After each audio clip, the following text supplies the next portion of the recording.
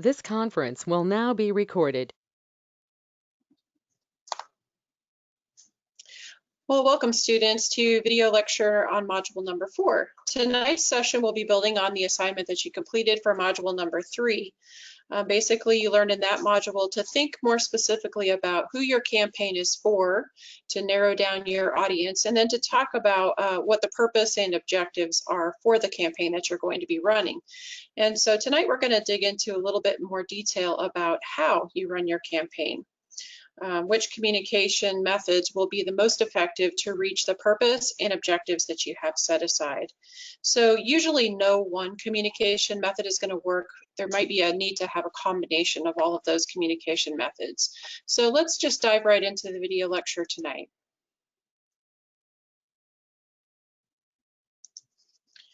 Now, several of the communication methods that are listed in the text include things like information materials, and these can be written materials, but they can also be digital. They might be things that provide more detail that can be read later, like a fact sheet or even a report. The downside of these types of materials, though, is that for some people they can be very hard to read. And so another tool that we might use or method that we might use would be visual cues. So these would be things like graphics or posters. Seeing a lot more infographics on social media than we used to see several years ago. It might also be things like displays or hands-on tools that people can manipulate and try out. And of course, videos, which are very effective for gaining viewers on social media. Some of the downside, though, for visual cues are that they can be kind of costly, and they also generally will have more limited information because you'll have a short time constraint. Another method would be face-to-face communication. So if you do have the time that you can invest in having like a town hall meeting or even a focus group session, these would be ways that you could get some immediate feedback. So it'd be very helpful in that sense. You can also read people's nonverbal communication in those settings, which is very helpful, and also can really focus in on a more targeted audience. Of course, traditional media is one of our communication methods that's very effective for reaching a large audience. And it does take sometimes a little bit more planning to pull that off, but probably the biggest downside to using traditional media is that they control the information. So you can do a really good job of delivering your key messages, but still it's up to the organization to decide what they put on their media outlet channel.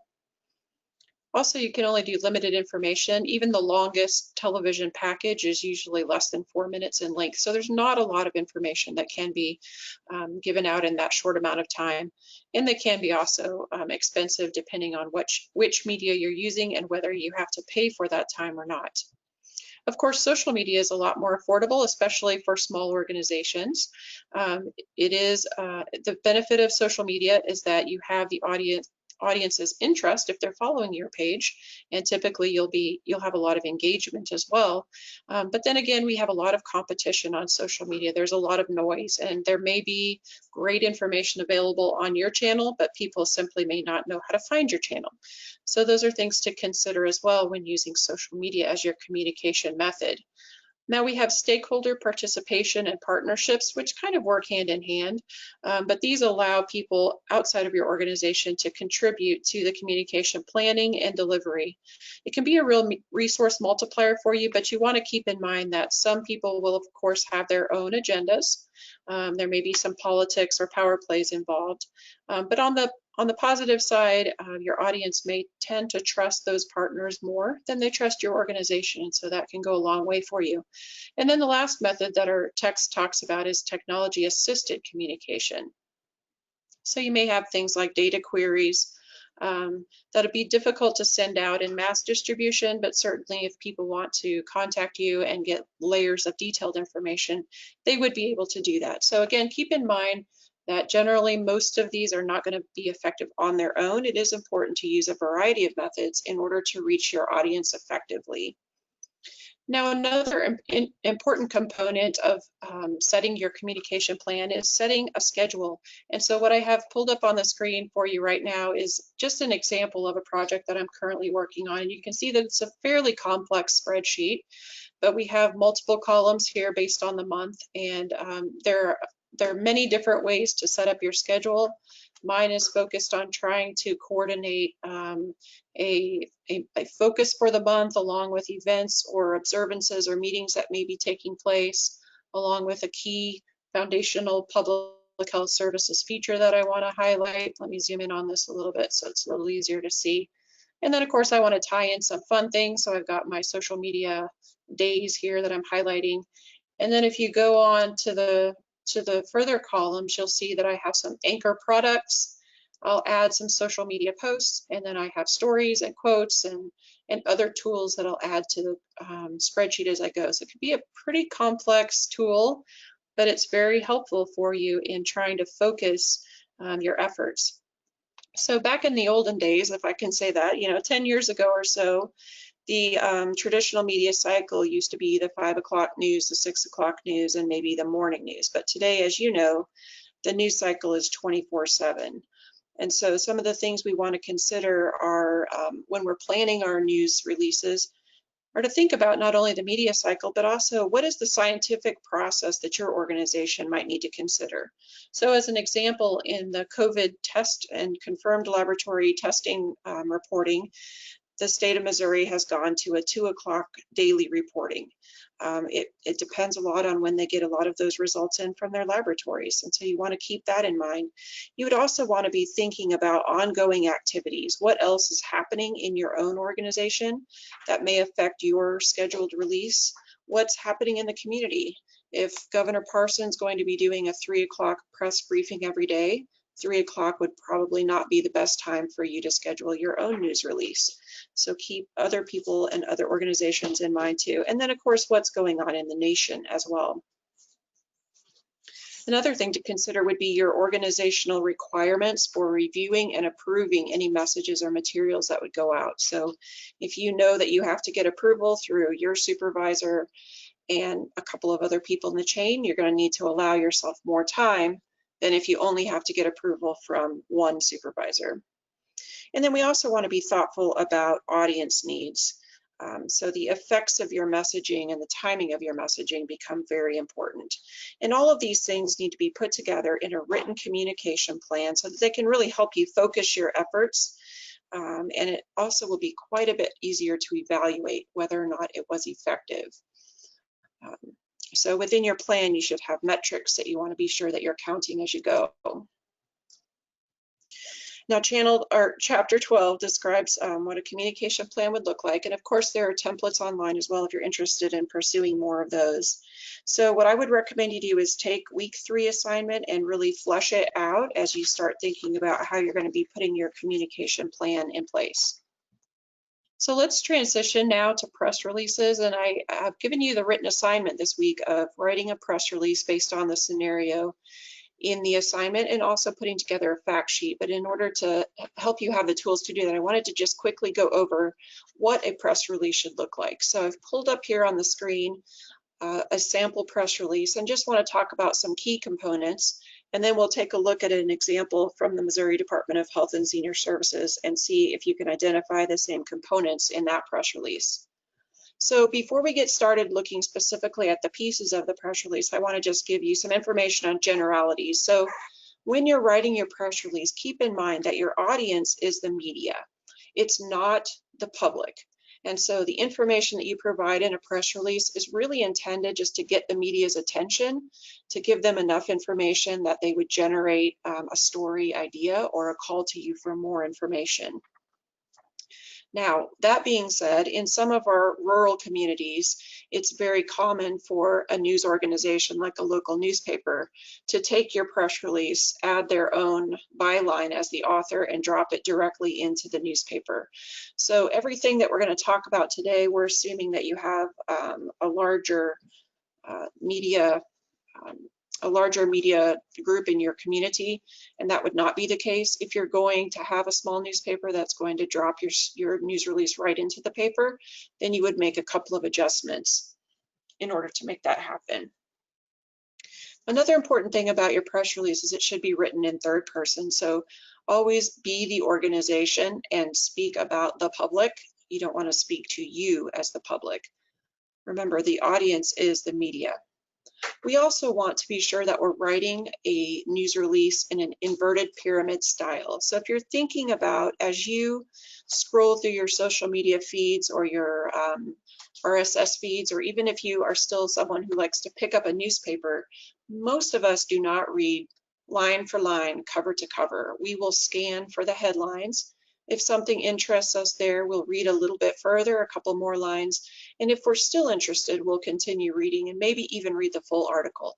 So a news release needs to be written in the same way. You've got to put everything that's important in the first paragraph.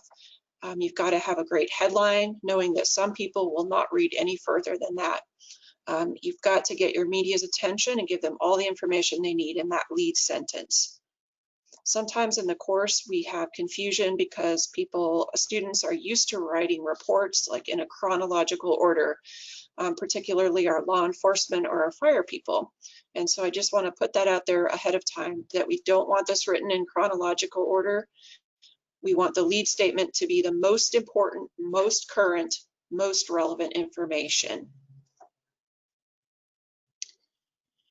We want to also try to keep a news release to a single page. Now, this was actually based on when news releases used to be faxed, and it was common for the second page to get lost, and so there became kind of an industry standard of wanting to keep press releases to a single page. Now that press releases are generally sent through email, I don't think that's quite as important, but still brevity is the key here. So keep it concise. Remember, you don't want to give the entire story in the press release, you just want to get the media's attention. So let's start at the top of this sample that we have here, and we'll go down through each of the major components and talk about them, and then I'll show you the sample. So in this particular example, they have the contact information listed at the top of the page. Now you do have some flexibility in that. Contact information can also come under the headline. It can also be included at the bottom of the press release. Both of those forms are acceptable. What's important about the contact information is that you include both your name, your email address, your phone number, and your title, so that it's very easy for the media to get a hold of you. In fact, if you have a cell phone number and an office number, you might want to consider including both of those on the press release so that you're very easy to get a hold of. One thing that's missing from this sample, we should see the statement for immediate release at the top, along with a date and time. And why is that important? Because some press releases are actually issued ahead of time with a statement you might have seen in the past called embargoed. And those are basically to give the media a heads up that something is going to be happening, but it cannot be reported until after the embargoed time. Another important reason to include for immediate release and the date and time, particularly in an emergency situation, is you may end up having multiple press releases go out in the same day. So if all that you list is the date, it would be confusing then for the media or other audiences to recognize which press release occurred first and to keep them in order chronologically. So the time is also important. The next thing that's going to be important, they call in this sample the headline. I've also heard it called the subject, and they have a subheading here, which is not always necessary, but an important headline is very important, or subject line, because this is the piece that's going to get the media's first attention. It's also the piece of information that you would be including in the subject line of your email as you sent out this press release. So for example, this subject line for this press release would be press release, OpenView raises 200 million fund. So the media can instantly recognize that email as a press release and know what the subject matter is before they go any further. Within your lead paragraph, you're going to see here in very small print, they have what's called the locator. So they have Boston, comma, that should say MA for Massachusetts after it instead of the date. I'm going to move that date because, again, that should be at the top where it says for immediate release. But it is important to include the city and state here, even if you're only sending the release to your local media, because you never know when a local story can become national news. Even more so today with our 24/7 news cycles. Major news agencies are always looking for interesting stories. And so it is important to label your press release with the city and state. And please make sure that you're following the Associated Press style guide for how to abbreviate your state. It does not follow the same formatting as the Postal Service. So please look up the Associated Press style guide and use appropriate formatting in the assignment.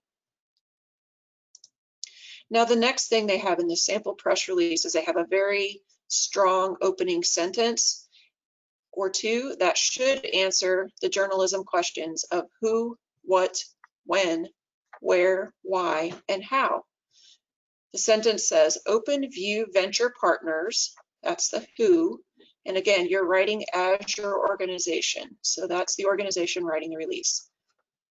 An expansion stage venture capital firm focused on providing technology companies with deep operational support, so that's describing who the company is, announced today, that's what they're doing, that it has raised $200 million for its third fund. So we have the who, we have the what. This is the largest fund to date, significantly let me go back. OpenView's largest fund to date was significantly oversubscribed, exceeding its $150 million target to hit a hard cap of $200 million in just 3 months. So we have the who, the what, we have the when today, we have the, we have the why. We don't know why they're raising this money yet. So hopefully they're going to tell us in the next few paragraphs. But it is very important to answer all of those questions in your first opening paragraph so that if the media reads no further, they have a good enough sense of what your story is about to gain their interest. Now, in the rest of the body, he's used, Kevin, he's used quotes to add supporting information. Now, keep in mind when you're adding quotes to your press releases, these are not intended to just be raw pieces of information that something like the fire chief says everyone's doing a great job and we're so thankful for them. That's not really helpful. What we're looking for here is additional information to support the lead statement, more facts that can be shared, and some insights on why this is being done. Now, this particular press release goes on to include 4 supporting paragraphs that should all tie directly back to the lead paragraph. Then we go down to the bottom of the press release. Again, this example is missing a couple of things, but they have here what's called a boilerplate. I think it's more commonly called a tagline, but this is the last summary of your statement that would tell what your company is about or your mission statement, for example. We should also include where people can get more information, particularly in an emergency response situation. So this might include a reference to your website, your social media channels, or you might say something like our next press briefing will be held tomorrow at 2 p.m. And then the final piece that's missing on this particular press release is some sort of indication that this is the end of the press release.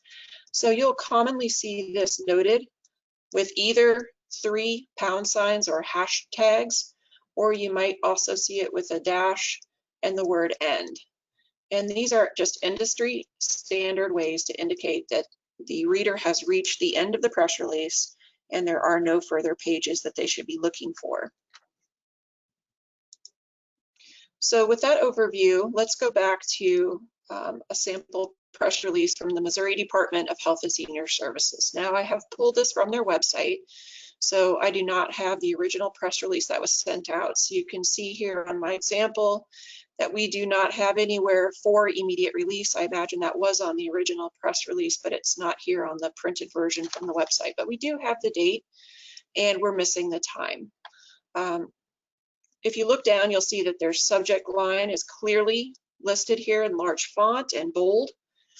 They do have a subheading, no confirmed cases in Missouri to date. And then they have in-depth contact information for Lisa Cox, along with her title, Chief, Office of Public Information, her agency, Missouri Department of Health and Senior Services, and her email address. You'll notice that her phone number is missing. And so that is probably a choice that she's made to prefer contact via email. As we talked about in the example, you can see here that they have a locator. So Jefferson City, Mo is the locator. And then they go straight into the lead paragraph, which should contain the who, what, when, where, why, and how. Again, referring to her organization in the third person as the Missouri Department of Health and Senior Services. So the Missouri Department of Health and Senior Services is working with the Centers for Disease Control and Prevention and local health departments to respond to the 2019 novel coronavirus outbreak and assure the health and well-being of Missourians as residents return from China. Keep in mind, you guys, this was back in February, so of course a lot has changed since then, but I think it was a good example of all the components of a press release. She uses her second paragraph as a quote from the Director of Health, Dr. Randall Williams, to provide additional information about what they are doing. As travelers return from Missouri, they are partnering with them and local public health agencies to monitor efforts. And so it's not just a rah-rah quote, but he actually does go on to provide some good information about what they are doing to support that first paragraph.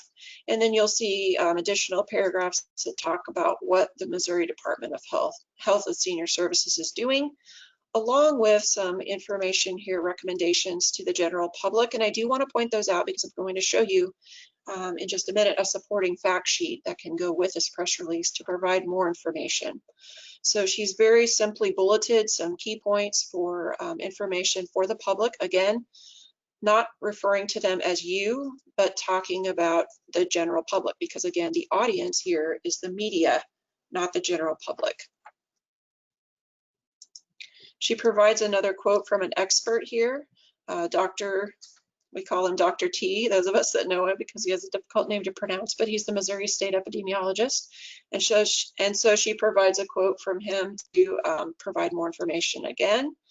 And then you can see at the bottom, we have that additional information can be found at the phone number, via email. She's listed a couple of different websites here. And then you can see the 3 hashtags to indicate the end of the press release.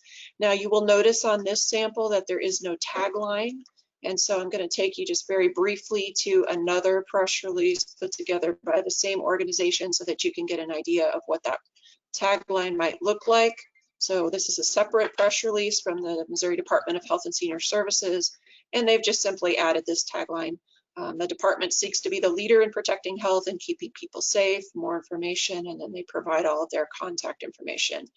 Again, just before the 3 hashtags indicating the end of the press release. So that's a lot of information on press releases, but I hope it does give you a little bit better idea of the components that should be included in the piece that you will be turning in for your writing assignment. And I will be sharing the better example of the Missouri Department of Senior Services press release along with the visual image that has the label pieces just for your information. So now let's take a quick peek at a fact sheet that the Department of Health and Senior Services put together to go with their press release. And so the fact sheet is written for the public, so it's a different audience, but it would contain much of the same information that was in the press release, but gives them an opportunity to really expand on that information and go into much more detail. So now they can talk about what the novel coronavirus is, how it's spread, how severe it is, symptoms, and then you remember she had some bullet points about how to protect yourself. And so here on page 2 of her fact sheet, she can go into more detail on that and also even provide some visual images that she did not provide in the original press release. So just again, the fact sheet should include the key message that is the first paragraph in your press release. And it should also be a standalone format so that it can be distributed to the public and still convey all of the information that was in your press release. It should be written in simple language using health literacy principles. So no jargon, no abbreviations. Keep in mind, we've talked about that in a disaster, people can only take in 3 new pieces of information. And you'll notice here on her fact sheet that she has 3 bullet points about how people can protect themselves. And she's also done a very good job of breaking the press release down into a question format with bold headings so that people can easily skim to the question that interests them most. Also keep in mind too that you would want to have printable and digital versions of the press release. So it needs to look good both online and in a format that can be photocopied and printed and shared without using too much color ink. So keep all of those principles in mind as you're designing your fact sheet for the assignment.